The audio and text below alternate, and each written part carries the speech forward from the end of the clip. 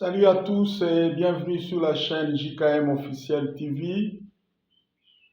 Et dans cette vidéo, nous voulons revenir un peu, pas nous bien sûr, mais il y a un retour sur l'histoire de ce grand leader africain, ce grand leader de la Côte d'Ivoire, son Excellence Laurent Gbagbo.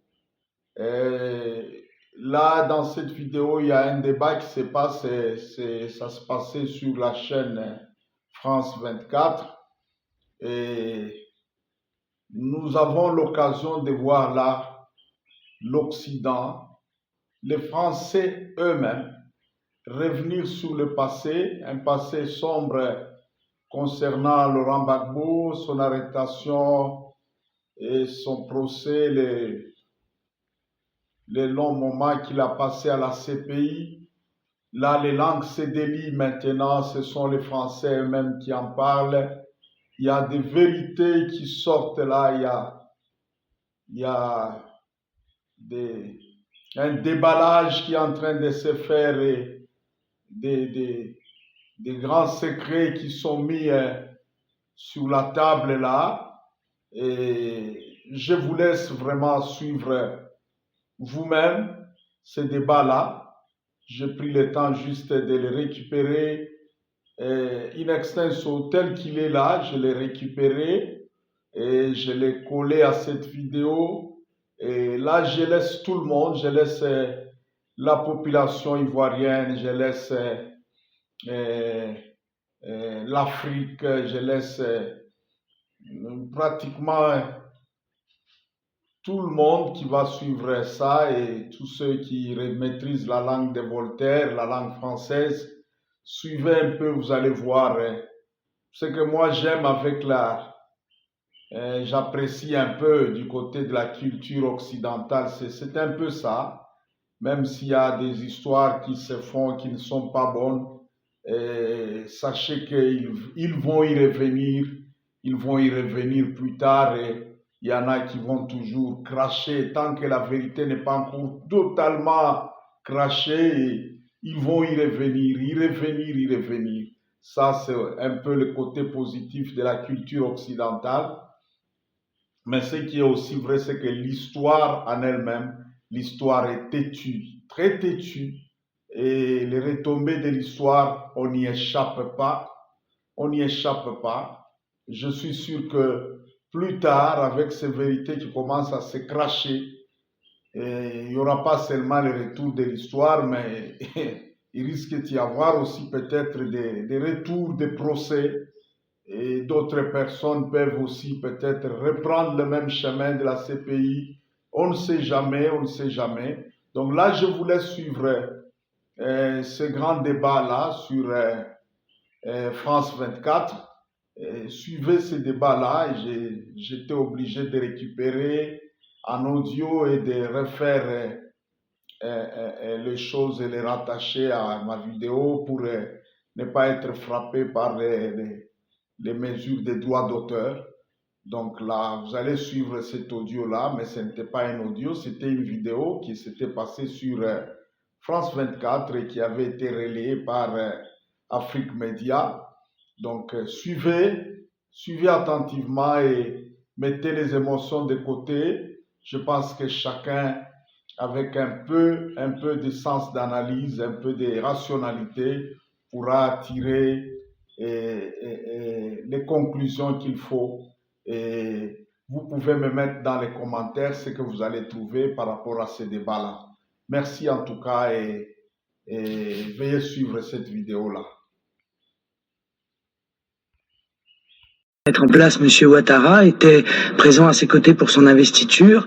Or, Amnesty International considère que les armées de M. Ouattara se sont rendues coupables de crimes de guerre et de crimes contre l'humanité. Mais M. Ouattara n'est pas poursuivi par la justice internationale. Mais justement, le sera-t-il? C'est toute la question de savoir si nous ne sommes pas toujours dans la justice des vainqueurs et si les intérêts qui sont en jeu correspondent réellement à des intérêts de justice. Nous verrons donc si M.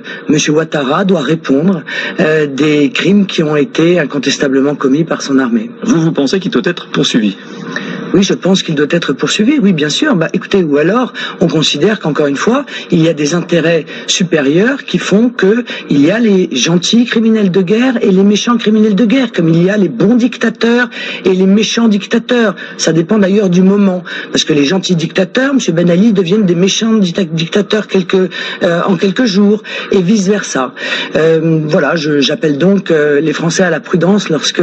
Vous avez soutenu Laurent Gbagbo, c'est-à-dire peut-être seul à cette table aujourd'hui à le soutenir. Vous l'avez longtemps soutenu. Pourquoi? Écoutez, moi j'en ai un peu marre de toute cette comédie médiatique qui couvre en fait la recolonisation de l'Afrique sous des formes. Autrefois, nous faisions des coups d'État, je dirais, militaires. Maintenant, on nous fait des coups d'État électoraux. Je commence à en avoir assez, comme ils disent ici, qu'il faut arrêter Laurent Gbagbo et le juger. Je dirais, s'il y a des gens à juger, il faut juger tous les belligérants, dont M. Soro, dont M. Ouattara. D'accord? Et je trouve dommageable qu'aujourd'hui, des Ivoiriens, pas seulement des Ivoiriens, des Africains dans le monde entier souffrent du fait que la France, parce que nous sommes d'abord des Français aussi, il y a énormément d'Ivoiriens aujourd'hui dont les familles sont tuées par leur pays, la France. Et ça, je n'ai aucun soulagement à entendre ça. Parce que je pense qu'on peut négocier les choses différemment et ne pas forcément aller tuer des gens, bombarder les gens pour mettre des amis au pouvoir. Parce qu'il s'agit de mettre M. Ouattara au pouvoir.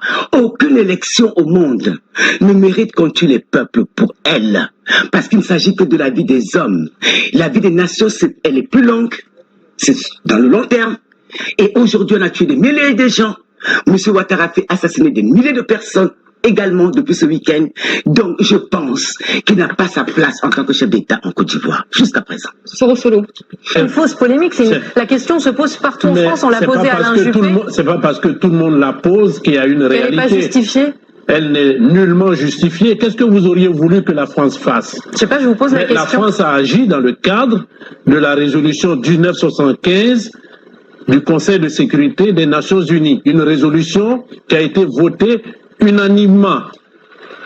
Alors Rost, ah non mais moi je suis absolument outré par les propos que j'entends. C'est grâce à des gens comme ça que l'Afrique n'arrive pas à s'élever. C'est inédit, c'est la première fois qu'il y a deux chefs d'État dans un même pays, c'est la première fois que celui qui est au pouvoir dit qu'il y a eu des irrégularités. En général, c'est l'opposant.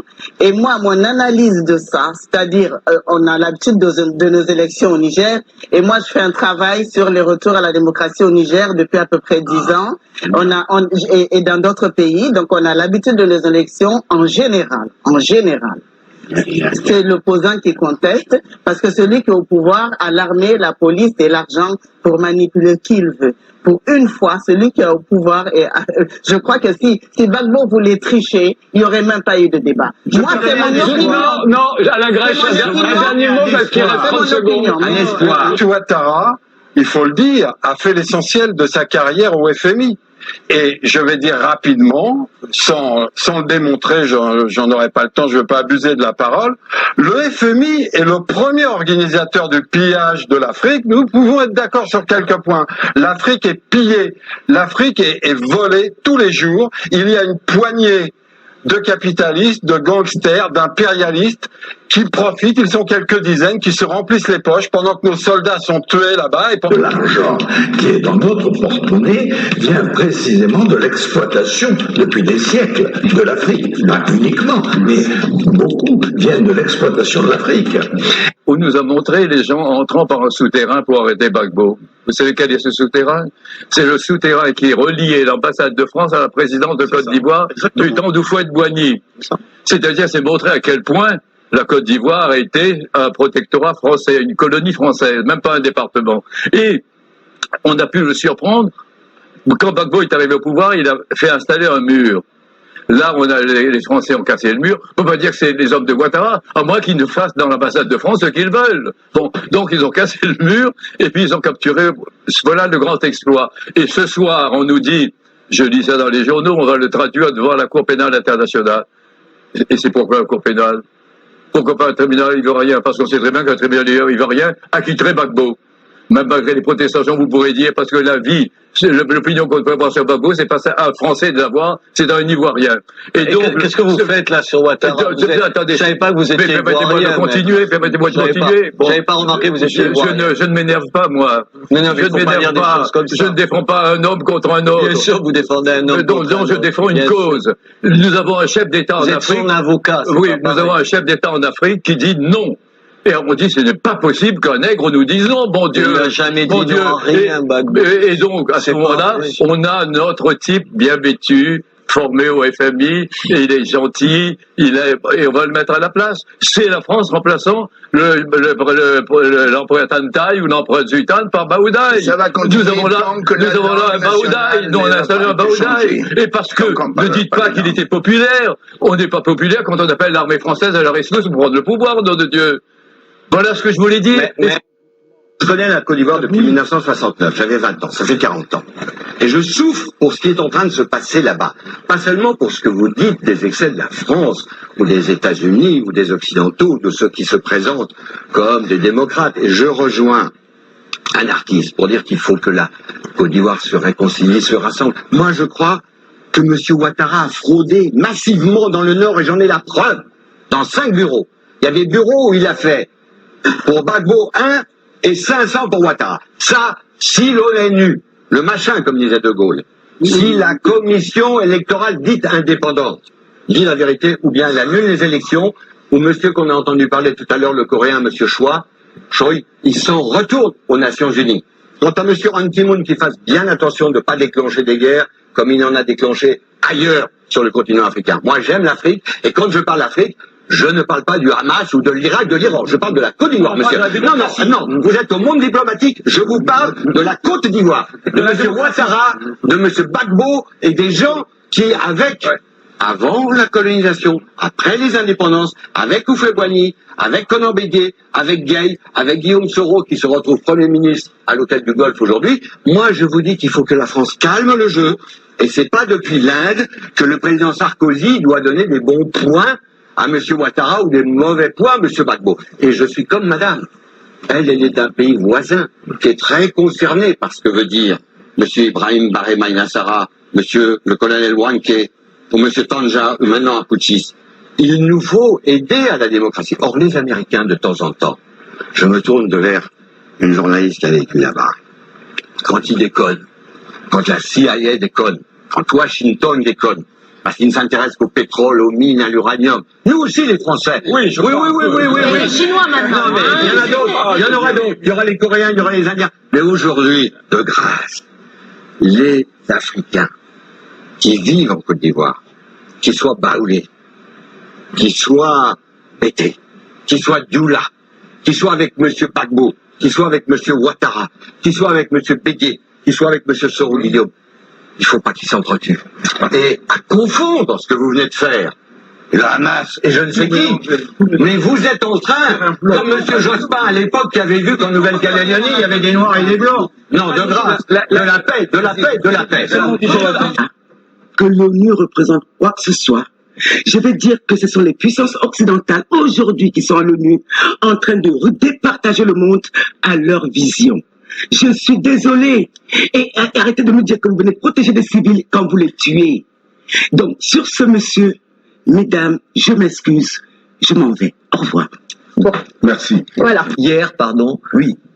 Tous les membres du Conseil de sécurité ont voté une résolution demandant à M. Gbagbo de partir, pas que le Nord, y compris les pays du Sud qui sont dans le Conseil de sécurité. Comment vous réagissez? Je veux réagir. Ça, c'est de la faute de l'Union africaine. Car ce que vous ignorez, c'est que le Conseil de sécurité... beaucoup de choses. Non, mais je vais vous dire.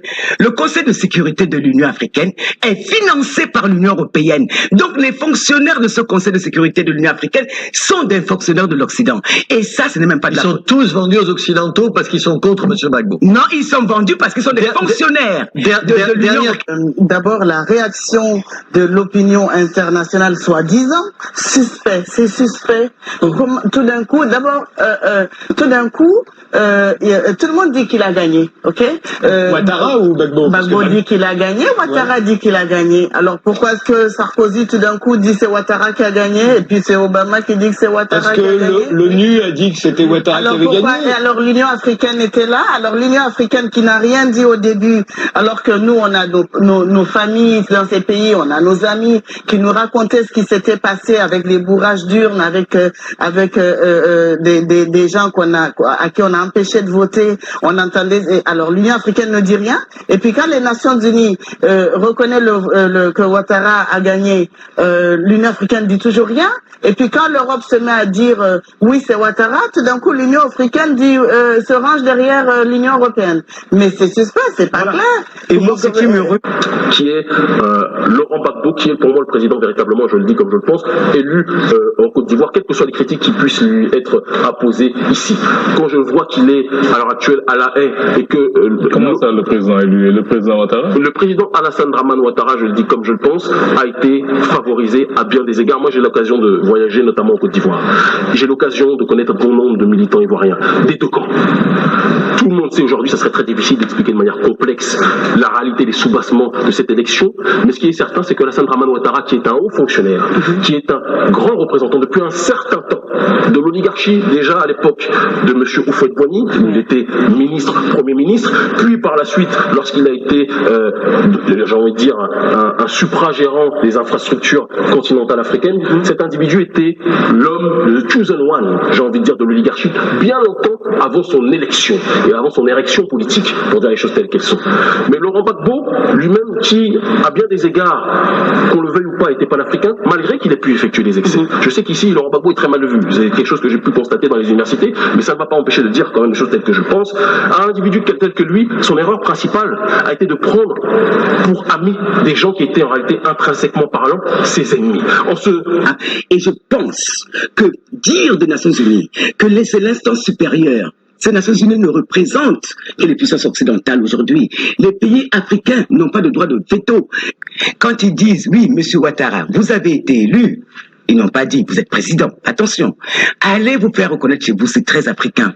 C'est-à-dire que l'Union africaine est en train de dire que le Conseil constitutionnel de la Côte d'Ivoire est au-dessus de tout. Il y a eu des milliers de manifestations dans toute l'Afrique pour soutenir Laurent Gbagbo. Donc, arrêtez de dire... Vous ne rêvez pas là, vous ne prenez pas vos désirs pour la réalité. Non, monsieur, c'est parce que vous ne suivez pas les informations. Ah, je croyais les suivre un tout petit peu. Non, vous ne les suivez pas parce que vous n'aurez pas dit. Vous êtes seul à soutenir Kadhafi, vous êtes seul à soutenir Gbagbo. C'est pas vrai. D'abord, je vais vous dire quelque chose. Moi, je suis une panafricaniste. Ce que je dénonce, ce sont, entre autres, les invasions, ce sont les ingérences. Qui a envahi aujourd'hui la Côte d'Ivoire? Personne. Attendez, on viendra sur la Libye. Sur la Côte d'Ivoire, est-ce que quelqu'un a envahi la Côte d'Ivoire? Absolument, monsieur. À ce jour-ci, il y a l'ONUCI, avec ses soldats qui se battent en Côte d'Ivoire depuis des semaines, voire des mois. Ah, ils se battent en Côte d'Ivoire. Je croyais que c'était eux qui étaient victimes d'agressions de vos amis de pro-Gbagbo. Pourquoi vous appelez mes amis? Je vais dire que vos amis, vous voulez que je vous Non, mais attendez, monsieur. C'est une